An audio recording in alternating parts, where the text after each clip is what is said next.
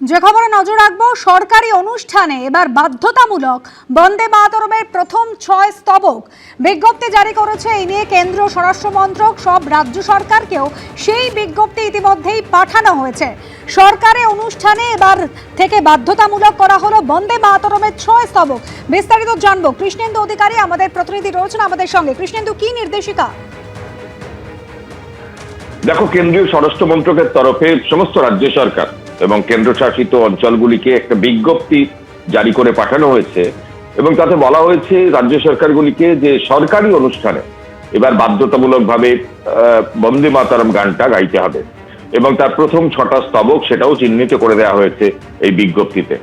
তুমি জানো যে বন্দে মাতরম ঋষি বঙ্কিমচন্দ্র চট্টোপাধ্যায়ের রচনা এবং এবার তার ১৫০ চলছে। আনন্দমঠ উপন্যাসে অন্তর্ভুক্ত হয়েছিল এই গান এবং জাতীয় স্তোত্র হিসেবে স্বাধীনতা সংগ্রামে এই গানের একটা অসাধারণ গুরুত্ব ছিল এবং সংস্কৃত এবং বাংলা মিশ্র ভাষায় রচিত এই গান। একটা সময় ঋষি অরবিন্দ ঘোষ বলেছিলেন যে বঙ্গদেশের জাতীয় সঙ্গীত এই গানকে।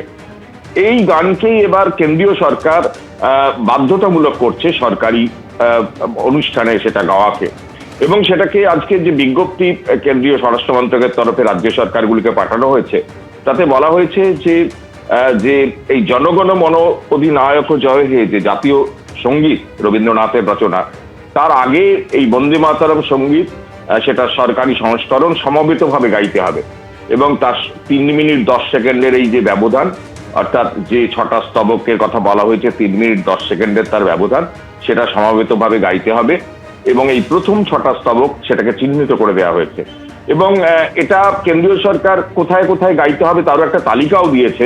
স্বরাষ্ট্র মন্ত্রকের তরফে বিজ্ঞপ্তিতে বলা হয়েছে যে জাতীয় পতাকা যখন উত্তোলন করা হবে সেই সময় গাওয়া যেতে পারে বা গাইতে হবে এবং কোনো সাংস্কৃতিক অনুষ্ঠানের সময় কোরাস হিসেবে অর্থাৎ সমবেত সঙ্গীত হিসেবে বন্দে মাতরম গাইতে হবে।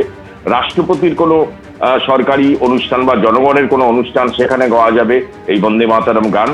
এমনকি মন্ত্রীদের উপস্থিতিতে সেখানেও এই উপযুক্ত মর্যাদায় এই বন্দে মাতরম গানের প্রথম 6টা স্তবক গাওয়া হবে এবং স্বরাষ্ট্র মন্ত্রকের বিজ্ঞপ্তিতে আরো বলা হয়েছে যে দেশের সমস্ত স্কুলগুলোতে, তুমি জানো যে স্কুলে শুরুতে যে প্রার্থনা সঙ্গীত হয় সেই প্রার্থনা সঙ্গীতে মূলত জাতীয় সঙ্গীত হিসেবে জনগণ মন অধিনায়ক জয় হে এই গানটি গাওয়ার একটা মানে রেওয়াজ আছে এবং প্রবণতা আছে। সেই সময় সেই জায়গাতেও জাতীয় মানে এই গান হিসেবে বন্দে মাতরমের সমাবেত সঙ্গীত সেই বন্দনার মধ্য দিয়ে প্রার্থনা সঙ্গীত করতে হবে স্কুলগুলোতে। তুমি জানো যে এবার ১৫০ চলছে বন্দে মাতরম এই গানের এবং কেন্দ্রীয় সরকারের তরফে একাধিক উদ্যোগেরও আয়োজন করা হয়েছে এবং এটা নিয়ে চর্চাও চলছিল দীর্ঘদিন ধরে। কেন্দ্রীয় মন্ত্রিসভার বৈঠক এবং যে কমিটি তৈরি হয়েছে সেই কমিটির মধ্যে আলোচনা হয়েছিল এবং তারই পরিপ্রেক্ষিতে এবার একদম কেন্দ্রীয় স্বরাষ্ট্র মন্ত্রকের তরফে একদম নির্দেশ রাজ্যগুলোকে এবং কেন্দ্রশাসিত অঞ্চলগুলিতে এই বন্দে মাতরম গান বাধ্যতামূলকভাবে গাওয়ার ব্যাপারে। ধন্যবাদ কৃষ্ণেন্দু।